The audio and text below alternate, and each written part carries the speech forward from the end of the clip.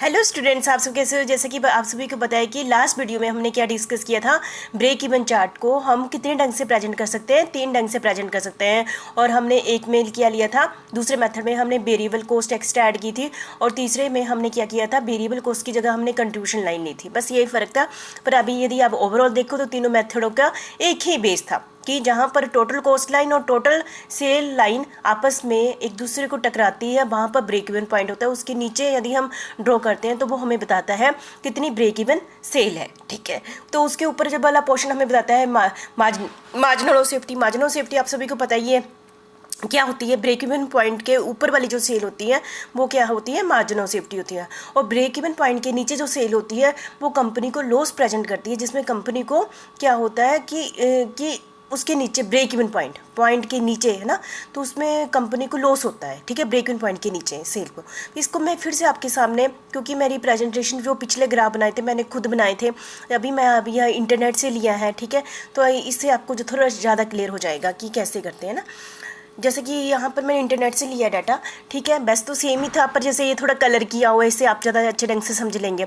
ठीक है, सबसे पहले हमने डिफरेंट लेवल पर यूनिट से ले लिए नीचे। यूनिट से नीचे लेते हैं ना, जैसे 1000 यूनिट की सेल की, 2000 की 3000 की 4000 की 5000 की 6000 की यूनिट्स यहाँ ले लिए। और इस हर यूनिट पर टोटल रेवेन्यू कितना आया, टोटल सेल का वैल्यू कितनी आई वो भी निकाल ली। यही निकालते हैं ना हम। टोटल वेरिएबल कॉस्ट चाहिए है ना, ऐसे निकाल ली। टोटल वेरिएबल कॉस्ट आपको सभी को पता है कि क्या होती है, fix cost plus variable cost होती है ना, fix cost plus variable cost होती है। और हमने फिक्स कॉस्ट भी ले ली, देखो जितना मर्जी लेवल हो है ना। ये हमारी 30,000 क्या होगी, फिक्स कॉस्ट आ गई, ये वेरिएबल कॉस्ट आ गई। इन दोनों का ऐड कर दिया, 15,000 30,000 45,000 30,000 30,000 60,000, ऐसे variable cost plus fix cost ये टोटल आ गया है ना। हमें तो मेन मकसद क्या है, टोटल लाइन और टोटल रेवेन्यू। हमने है ना, तीनों मेथड में हमारा मेन मकसद क्या होता है, टोटल कॉस्ट लाइन और टोटल रेवेन्यू लाइन को हमने देखना होता है। ठीक है, और ये ऐसे ही हमने इनको यदि किया तो ये यहाँ पर 2 तक क्या आ गया, इससे पहले लॉस आ रहा है, यहाँ पर प्रॉफिट आ रहा है ना, दिखाई दे रहा है। ठीक है, तो बस हम फिर से मैं रिवीजन है, क्योंकि आपको पिछली वीडियो में बता चुके हुए हैं। नीचे क्या ले ली, यूनिट से ले लिए। हमने बोला कि यदि 0 यूनिट थे तब भी फिक्स कॉस्ट थी, 1000 यूनिट थे तब भी फिक्स कॉस्ट है, 2000 तब भी फिक्स कॉस्ट है, 3000 तब भी फिक्स, 4 फिक्स कॉस्ट कितनी है, फिक्स कॉस्ट 30,000। तो ये एक लाइन खींच गई फिक्स कॉस्ट की। फिक्स कॉस्ट आपका क्लियर हो गया। ठीक है, फिर हमने टोटल कॉस्ट लाइन ली। टोटल कॉस्ट लाइन कितनी है, 45,000। तो 45,000 जब सेल कितनी होती है, 1000 यूनिट होती है, तब कितनी होती है, 45 है ना। तो देखो ये जो ये वाली लाइन जा रही है, ये वाली लाइन, ये कौन सी जा रही है, देखो पहले आपने देखना, जो वेरिएबल कॉस्ट है ओ सेल वाली लाइन से ऊपर है, वेरिएबल कॉस्ट सेल वाली लाइन से ऊपर है। और यहाँ पर ब्रेक इवन पॉइंट के बाद वेरिएबल कॉस्ट रेवेन्यू वाली लाइन से नीचे आ जाती है। ये ध्यान रखा आपने है ना। पहले क्योंकि जब कंपनी को लॉस हो रहा है, ब्रेक इवन पॉइंट से पहले कंपनी को क्या हो रहा है, लॉस हो रहा है। तो जब लॉस हो रहा है इसका मतलब कि ऊपर वाली लाइन कौन सी है, टोटल कॉस्ट लाइन है, नीचे कौन सी लाइन है, सेल लाइन है। ठीक है, तो यह होता है। और जैसे प्रॉफिट होने लगता है तो कॉस्ट लाइन नीचे आ जाती है और सेल लाइन ऊपर चली जाती है। ऐसे ही होता है ना, सेल का रेवेन्यू जब ज़्यादा होता है और टोटल लो कॉस्ट कम होती है तो कॉस्ट वाली लाइन नीचे आ जाती है, रेवेन्यू वाली ऊपर चली जाती है। जब लॉस हो रहा है तो लॉस वाली लाइन ऊपर होती है और ये नीचे होती है। इससे आपको पता चल गया। ठीक है, ये वाली जब यहाँ पर कोई पर्सन होगा, जहाँ पर सेल होगी 2000 यूनिट पर सेल हो, तो साफ दिखाई दे रहा है कंपनी को क्या हो रहा है, लॉस हो रहा है, देखने पर ही पता चलता है ना। और जैसे ही कंपनी के ब्रेक पॉइंट के ऊपर चली जाती है सेल, तो वैसे ही कंपनी को क्या होने लग पड़ता है, प्रॉफिट होने लग पड़ता है। ठीक है, तो ये चार्ट क्या शो करता है, बस रिवीजन है। ठीक है, तो यहाँ पर इस पॉइंट के बाद सेल को इसको बताता है। ठीक है, इसको फिर भी एक बार फिर से देख लेते हैं। ठीक है, क्योंकि हम ये मान के चले हुए हैं कि सेलिंग प्राइस 25 रुपये है इसका ना, वो सेम है, वेरिएबल कॉस्ट पर यूनिट 15 रुपये सेम है, और fix cost per total cost 30,000 क्या है, सेम है। ठीक है, और हमने नीचे क्या लिया है, हॉरिजॉन्टल लाइन में यूनिट्स लिए हैं है ना, ये सभी आपको क्लियर ही है। और जब हमारी सेल लाइन कहाँ से स्टार्ट हुई है, 0 से स्टार्ट हुई है। क्यों 0 से स्टार्ट हुई है, क्योंकि जब कंपनी की सेल ही 0 होती है तो सेल लाइन रेवेन्यू की 0 होगा। ठीक है, इस टाइप से हो गया, सारा सब कुछ आपको पता है। यहाँ से स्टार्ट करते हैं। Interaction of two line, interaction two line का मतलब टोटल कॉस्ट लाइन और टोटल रेवेन्यू लाइन जहाँ पर एक दूसरे को काटती हैं उसको हम क्या कहते हैं, ब्रेक इवन पॉइंट कहते हैं। ये भी हमें पता है। जो ब्रेक इवन पॉइंट के निचले वाला पोर्शन है जहाँ पर मैंने कहा लॉस है, the difference between total cost line and total revenue line reflect the net loss for the period. वो क्या दिखाता है, लॉस दिखाता है। और उसके ऊपर वाला पीरियड क्या दिखाता है, लो प्रॉफिट दिखाता है, ठीक है, represent the net profit for the year, ठीक है।